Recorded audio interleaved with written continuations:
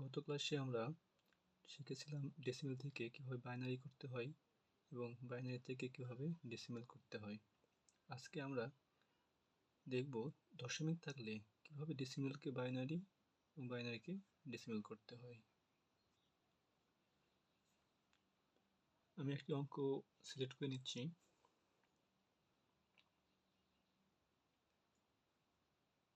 তেইশ দশমিক 25।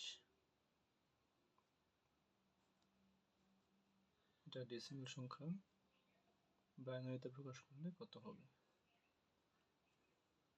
এখানে থাকে যে সংখ্যা পদ্ধতি তার ভিত্তি। এখানে 2 আছে মানে এটা বাইনারি, এখানে 10 আছে তো এটা ডেসিমেল।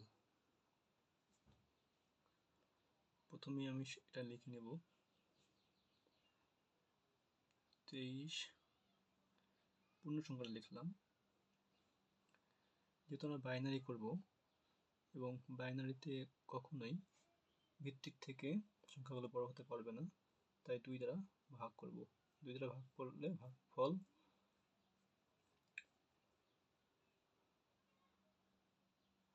2 দ্বারা ভাগ করলে ভাগশেষ অবশ্যই 0 অথবা 1 হবে, 2 এর থেকে বড় হবে না।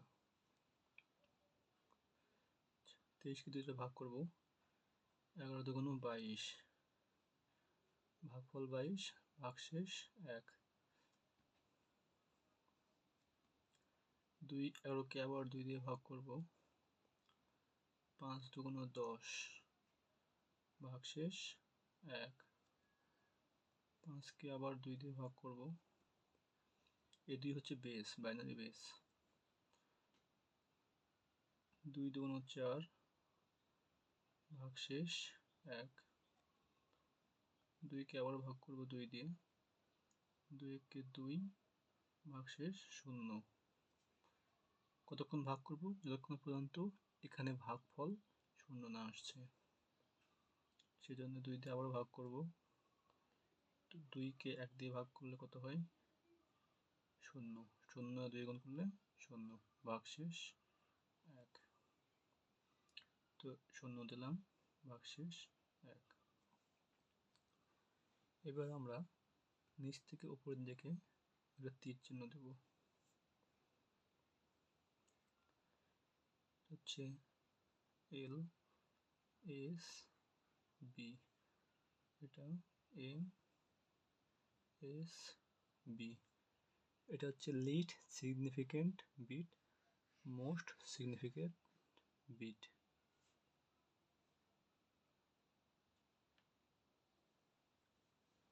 LSB, MSB, L এর লিস্ট, S এর সিগনিফিক্যান্ট, B এর বিট, সংক্ষিপ্ত রূপ LSB। MSB, M এর মোস্ট, S এর সিগনিফিক্যান্ট, B এর বিট, সংক্ষিপ্ত রূপ MSB। এটা হচ্ছে নিম্ন সীমা, এটা হচ্ছে ঊর্ধ্ব সীমা। তো নিম্ন থেকে ঊর্ধ্বর দিকে আমরা এই যে বাইনারি মানগুলো পেলাম, যে ভাগশেষগুলো পেলাম সেগুলো লিখব। 1 0 1 0 1 1 1, তিনটা 1, 1 2 3। এটা বাইনারি। কিসের বাইনারি? পূর্ণ সংখ্যার, 23-এর। 23 একটা ডেসিমাল সংখ্যা, সেটার বাইনারি এটা। এবার এই যে দশমিক, সেই দশমিক নিয়েও কাজ করতে হবে। দশমিকটা একটু আলাদা। পূর্ণ সংখ্যার ক্ষেত্রে মানে দশমিকের এই পাশে পূর্ণ সংখ্যার ক্ষেত্রে যা করব, দশমিকের এই পাশে ঠিক তার উল্টোটা করব। যেমন 0.25 লিখব। লিখে এখানে 2টা ভাগ করেছি, 2 দ্বারা গুণ করব, সমান এখানে একটু লাইন করতে হবে, গুণফল। তারপরে লিখতে হবে ভগ্নাংশ, তারপর লিখতে হবে পূর্ণ সংখ্যা। পূর্ণ সংখ্যা 25 কে 2 দ্বারা গুণ করলে কত হয়? 25 দুগুণ 50। দুটো সংখ্যার পর দশমিক, তা দুটো সংখ্যার পর দশমিক দিব। দশমিক পর 0 দিয়ে দেবো। এখানে 0 দিলে কোনো মানের পরিবর্তন হয় না। ভগ্নাংশ পাঠ কত? 0.50। এখানে ভগ্নাংশ পাঠ লিখলাম, পূর্ণ সংখ্যা পাঠ কত? 0 0 লিখলাম। এবার এই ভগ্নাংশকে আবারও গুণ করব 2 দ্বারা, গুণ 2।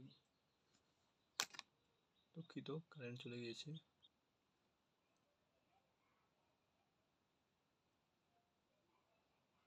পঞ্চাশ দুগুণ 100, দুটো সংখ্যার পর দশমিক, তো দুটো সংখ্যার পর দশমিক দিব।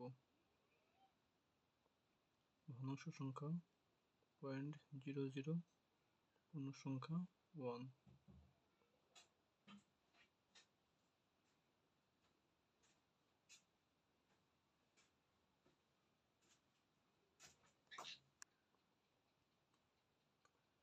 এভাবে গুণ ততক্ষণ পর্যন্ত করতে থাকবো যতক্ষণ না পর্যন্ত ভগ্নাংশ শূন্য না আসছে। যদি দেখা যায় ভগ্নাংশ শূন্য হচ্ছে না, তাহলে এরকম 3বার করে আর করব না। তাহলে 0.25 ডেসিমেল সংখ্যা, এটা বাইনারি হবে। এবার